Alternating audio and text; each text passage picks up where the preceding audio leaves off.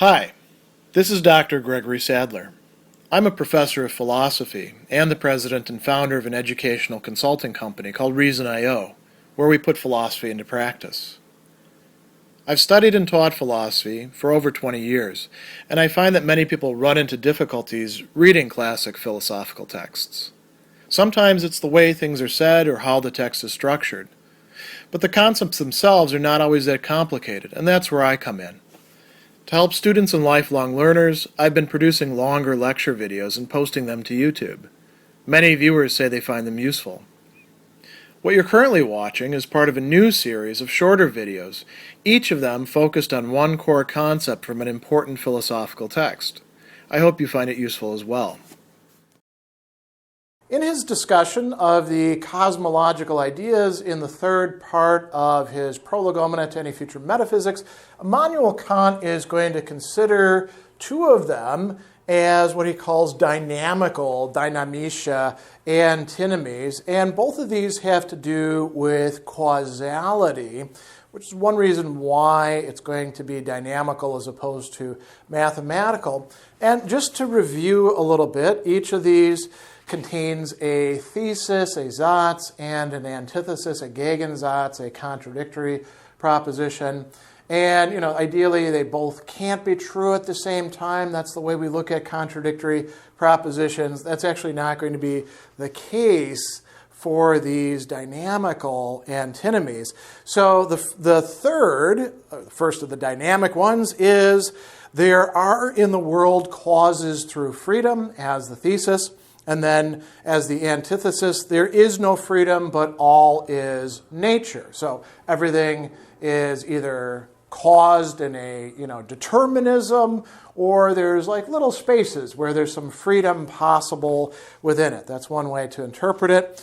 The second, of the dynamical, the fourth of the antinomies proper, thesis is in the series of world causes there is some necessary being. The antithesis, there is nothing necessary in the world, but in this series, all is contingent. So necessity and contingency are being opposed to each other as well. And notice it's not saying everything is necessary. It's just saying there has to be a necessary being, or everything is contingent. Could be other than it is. A necessary being is one that is the way it is of necessity, including its existence. It has to exist from necessity. It must exist. It couldn't not exist. So, Kant is going to draw a really important distinction here between the mathematical antinomies and the dynamical antinomies. He tells us in the first class of these, the falsehood of the presupposition consists in representing in one concept something self-contradictory as if it were compatible. In the second, we're reversing that. It's, in some respects, the opposite. The falsehood of the presupposition, the Voraussetzung, what it is that we're assuming, is that what is compatible, vereinbar, what can be unified, is represented as being contradictory, widersprechend. So the first kind, we were not noticing that there's a self-contradictory concept that we're beginning from. In this case, there actually isn't a contradiction. There appears to be, it's represented as such, but it isn't actually going to be contradictory. And so he's going to go on and say, in the first case, the opposed assertions were both false, but because of a mere misunderstanding, Missverständnis, right? Both assertions, which are being opposed to each other by that misunderstanding, they can actually both be true. Not only can they be true, Kant is saying they are actually true, both at the same time. So how is this the case? He says, okay, mathematical connection necessarily presupposes homogeneity, Gleichartigkeit, things being of the same kind, quite literally, or a similar kind or comparable kind. So it presupposes the homogeneity of what is connected. The dynamical one, he says, doesn't require this. As a matter of fact, not only doesn't it require this, the things that we're comparing aren't of the same kind, even though we might be misled by using the same word, like cause, Ursache in German. So he says the connection of cause and effect doesn't actually require homogeneity. It can be found sometimes, right, when a similar thing is the cause of an effect. So think about a mechanical process, right? You got mechanisms producing effects, or events in other mechanisms. Great, that's all on the same level. But cause and effect doesn't have to go that way. It's possible for there to be, not similar, not equivalent types of causes and effects. So the concept of causality doesn't require homogeneity. So what assumptions are going to make the contradiction unavoidable? The incorrect contradiction.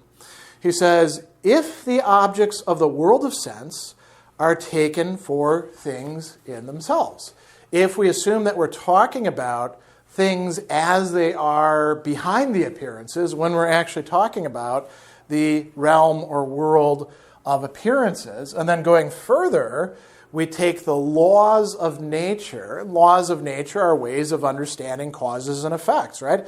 This cause leads to this effect, and it does so in this way.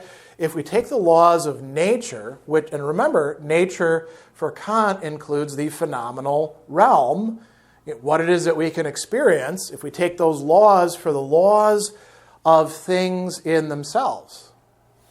The things in themselves can have laws, but they're not going to be the same thing as the laws of nature.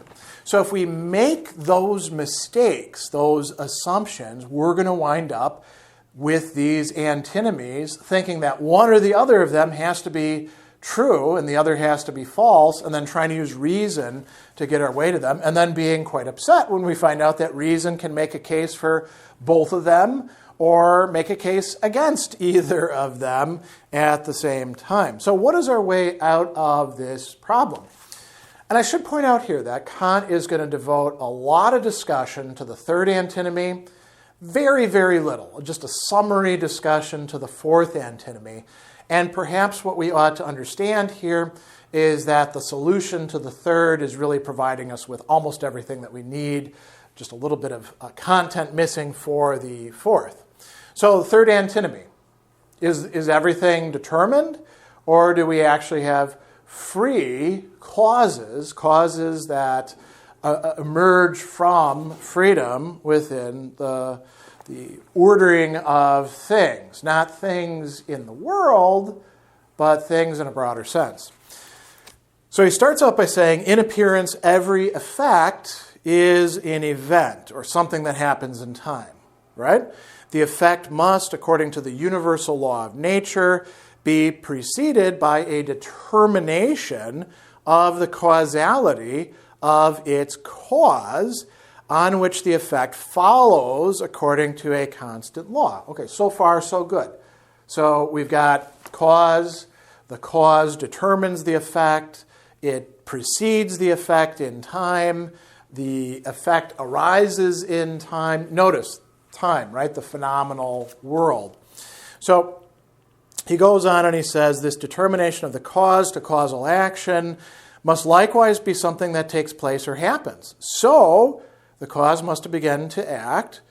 Otherwise, the effect, as well as the causality of the cause, would have always existed. So the determination of the cause to act must also have originated among appearances and must consequently, just like its effect, be an event, which means it must have its cause. So we can now get a whole chain of causes and effects where each member of the chain is both an effect of preceding causes and a cause of following effects. And this all happens in time.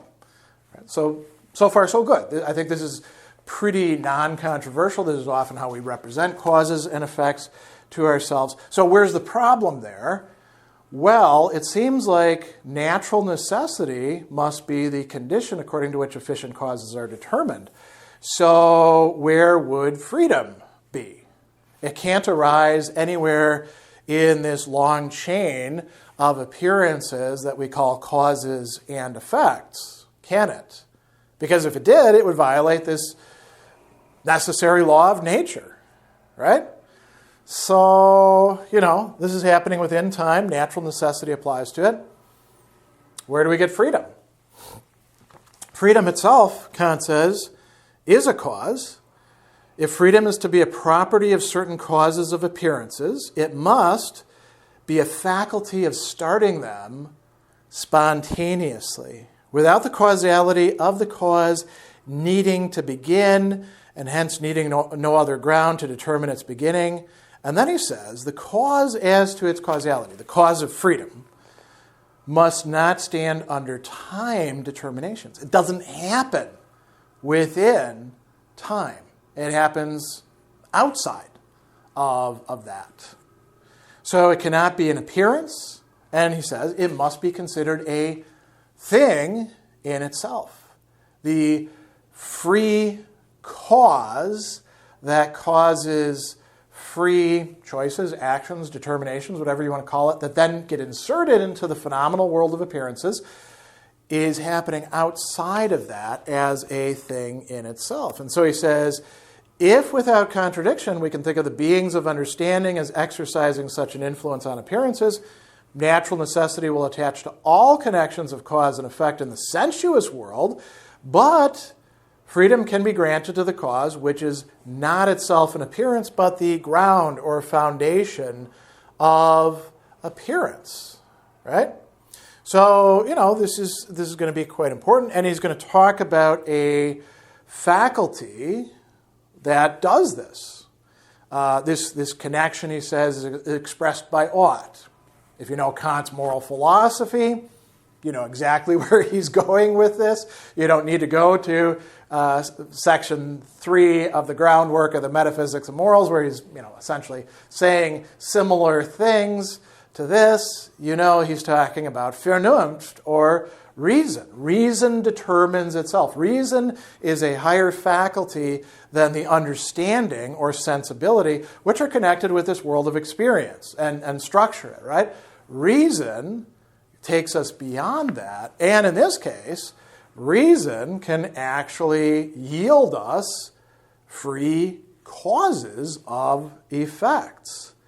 So he says, insofar as we consider a being, human being, entirely according to this objectively determinable reason, he cannot be considered as a being of sense. Rather, this property is that of a thing in itself, and we cannot comprehend the possibility of this property. I mean how the ought, which might never have yet taken place, should determine its activity and could become the cause of actions whose effect is an appearance in the sensible world.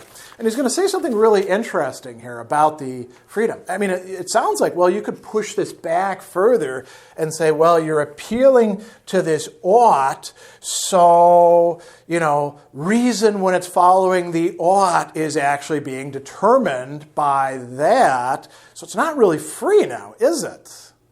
Maybe it's freer when it doesn't obey the ought. And Kant says, yes, both. When it's obeying the ought, when it's making that ought its own, it is acting out of freedom. And when it doesn't do that, as he says, when the action is not performed on principles of reason, which we call maxims, it is subject to the empirical laws of sensibility, but in the first case, acting according to maxims, reason is the cause of these laws of nature, therefore free. In the second, the effects follow according to mere natural laws of sensibility, because reason doesn't influence, but reason itself is not determined on that account by the sensibility, and is therefore also still free. So it's a free cause whether it determines or doesn't determine, if it just lets things happen the way that they are. So he says, what's the upshot of this? Freedom is therefore no hindrance to natural law in appearances. Neither does this law abrogate the freedom of the practical use of reason, which is connected with things in themselves as determining grounds. We are things in themselves as such determining grounds, right? So, he goes on further, but I think you get the gist of what he is saying here. I'll just remark one other thing that he says here. He says, we are able in rational beings or in beings generally so far as their causality is determined in themselves, as things in themselves, to think of a faculty of beginning of themselves, a series of states without falling into contradiction with the laws of nature. We don't actually have a contradiction there. Why? Because one of them is happening in time within the realm of appearances, sensibility. The other is emerging into that from outside of it. Now, what about the fourth antinomy? He says it's solved in the same way as the conflict of reason with itself in the third, so we can apply a similar logic. He says, provided the cause in the appearance is distinguished from the cause of the appearances. So we've got two different things. Cause in the appearance, in a chain of causes and effects, right? And then we have cause. Maybe we want to put a capital C on that. That is the cause of all the appearances. That could not itself be an appearance. That couldn't be within that series or structure of causality. It has to be outside of time and space and experience. So he says we can, reconcile these propositions.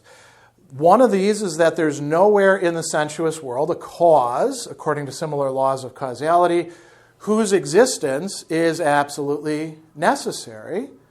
The other, that this world is nevertheless connected with a necessary being as its cause. So, a necessary being, a being whose existence is necessary, a Wesen in this case, right? So this is signifying whatever we want to call it, the originator of everything, the cause, capital C. You might call this God, although Kant's a little cagey about that sort of thing. We're going to see this discussed a bit in the theological idea, whose discussion immediately follows these. So these are the dynamical, as opposed to merely mathematical, antinomies of pure reason, which lead us into, at least with the third one, into morals, into thinking about ourselves as being things in themselves. And then we could think about that other being, that Wesen, as a thing in itself as well, but a different kind of thing in itself, a completely necessary being. Both of these are compatible with having a world in which causal determinism actually holds.